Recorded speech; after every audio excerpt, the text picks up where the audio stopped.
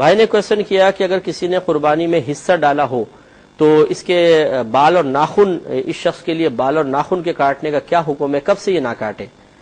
دیکھیے، قربانی کرنے والا ہو چاہے قربانی نہ کرنے والا ہو، ان کے لیے مستحب ہوتا ہے کہ پہلی ذو الحجہ سے لے کر 10 تک بال یا ناخن وغیرہ نہ کاٹیں۔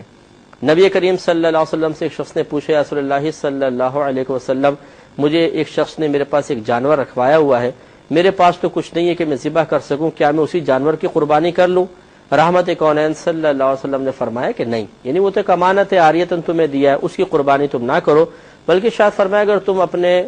10 دنوں میں بال یا ناخن نہ کاٹو تو اللہ تبارک و تعالیٰ اسی میں تمہاری قربانی قبول فرما لے گا۔ تو دیکھیں، وہ قربانی نہیں کر رہے لیکن سرکار نے ان کو ترغیب دی، اور جو قربانی کر رہا ہے اس کے بارے میں نبی کریم صلی اللہ علیہ وسلم نے فرمایا کہ جو قربانی کا ارادہ رکھے تو اسے چاہیے کہ پہلی سے لے کر 10 تک اپنے بال اور ناخن نہ کاٹے۔ تو لہٰذا لیکن یہ بھی مستحب ہی ہے کہ نہ کاٹے، فرض یا واجب نہیں ہے، لہذا اگر کوئی درمیان میں کاٹ لیتا ہے تو گناہ گار نہیں ہوگا، لیکن افضل یہ ہے کہ ان 10 دنوں میں بال یا ناخن وغیرہ نہ کاٹے جائیں۔